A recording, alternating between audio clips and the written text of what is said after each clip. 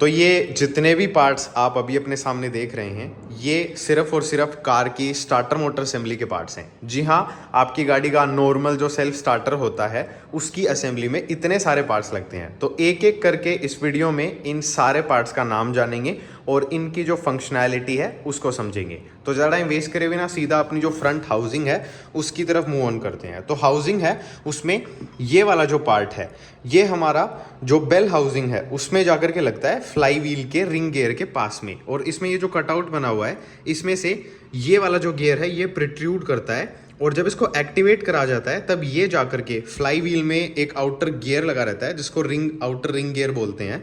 उसको जाकर के ये एक्टिवेट करता है, रोटेट करता है और उस रोटेशन की हेल्प से इंजन रोटेट होता है और इसी तरीके से हमारा जो इंजन है वो स्टार्ट होता है।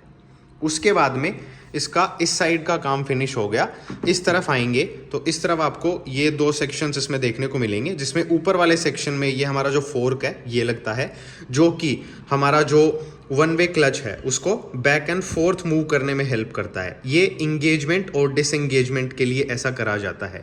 अगर इसको हम हमेशा ही आगे रखेंगे तो ये फ्लाई व्हील के रिंग गियर के साथ में अननेसेसरीली घूमता रहेगा।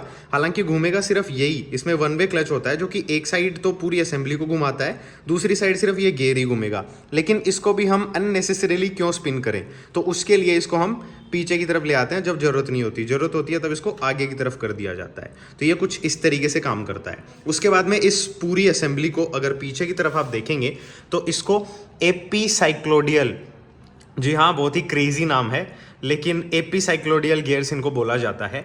ये बेसिकली हमारा जो रेशियो है उसको चेंज करके टॉर्क जनरेट करने में हेल्प करते हैं।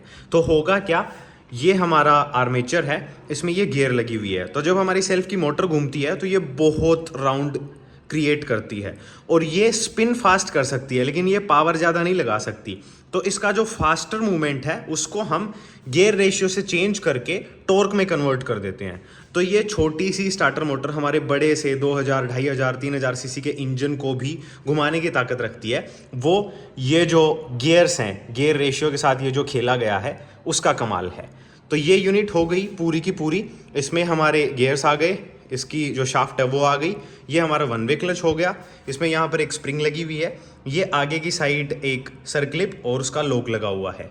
यहाँ पर ये एक छोटी सी सील रखी हुई है। ये जो सेक्शन है ये इसका कवर है, ये कवर का काम करता है। ये हमारी हाउसिंग है जिसमें हमारा जो आर्मेचर है वो जाकर के लगता है। इसमें मैग्नेट्स होते हैं और अगर आपने 10th और 12th में 11th में भी थोड़ी बहुत फिजिक्स पढ़ी है तो ये मुझे एक्सप्लेन करने की आई थिंक ज़रूरत नहीं है।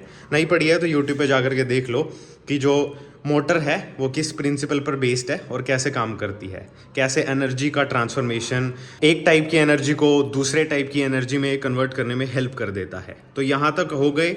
उसके बाद में आर्मेचर मैंने एक्सप्लेन कर दिया, ये बेसिकली मैग्नेट के ऊपर बेस्ड है। तो ये हिस्सा जो है ये मैग्नेट के अंदर चलता है और ये जो हिस्सा है इसमें ब्रशेस लगते हैं जो कि इसको इलेक्ट्रिसिटी प्रोवाइड कराते हैं, जिसकी वजह से रोटेट होती है। ये जो गियर है ये यहाँ पर जाकर के लगता है एज आई सेड। और ये जो फोर्क मैंने बताया था जो कि इसको आगे एंड पीछे मूव करने का काम करता है, उसको ऑपरेट करता है ये। इसको सोलेनोइड स्विच बोलते हैं। ये बेसिकली अंदर की तरफ चला जाता है मैग्नेटिक फील्ड की हेल्प से, और ये जब अंदर जाता है तब इनका मैकेनिज्म कुछ इस तरीके से है कि ये इसको बाहर की साइड कर देता है। तो इसी तरीके से ये इंगेज और डिसएंगेज होता है। उसके बाद में बात करी जाए तो ये कुछ बोल्ट्स वगैरह हैं, ये कुछ शिम्स वगैरह, वॉशर्स वगैरह, लॉक्स वगैरह हैं। ये पीछे की कैप है, ये कैप के बीच में लगने वाला सेक्शन है। अब बात करते हैं जो सबसे ज़्यादा मेंटेनेंस वाला आइटम है एक स्टार्टर मोटर के अंदर, वो है इसके ब्रशेस। तो ये नई असेंबली है। अब ये जो स्टार्टर मोटर है ये मेरी गलती की वजह से जल गई थी, मतलब पूरी मोटर नहीं जली, खाली ये दो जो ब्रशेस हैं जो कि इस तरीके से यहाँ पर जुड़े हुए नहीं हैं, तो ये डैमेज हो गए थे। बाकी की जो मोटर है वो पूरी सही है, तो इसलिए मैंने सिर्फ ये जो स्पेयर पार्ट है ये ला करके डाल दिया। तो ब्रशेस बेसिकली 4 ब्रशेस हैं इसमें, 2 हमारे नेगेटिव के हैं, 2 पॉजिटिव के हैं। पॉजिटिव वाला जो कनेक्शन है वो ये रहा और नेगेटिव वाला है वो ग्राउंड की हेल्प से हो जाता है, बॉडी ग्राउंड की हेल्प से। तो कुछ इस तरीके से हमारी ओवरऑल जो स्टार्टर मोटर असेंबली है वो दिखती है डिसमेंटल्ड। और जब इसको आप पूरा असेंबल कर लेंगे तो ये एक छोटी सी यूनिट बन जाएगी जो कि आपकी गाड़ी को स्टार्ट करने में हेल्प करती है। सो आई होप आपको स्टार्टर मोटर के बारे में काफ़ी कुछ इस वीडियो से जानने को मिला होगा। अगर ऐसा है देन इस वीडियो को अपने फ्रेंड्स के साथ शेयर कर दीजिएगा और मैं मिलूंगा आपसे फिर कभी किसी और वीडियो में। तब तक के लिए बाय बाय।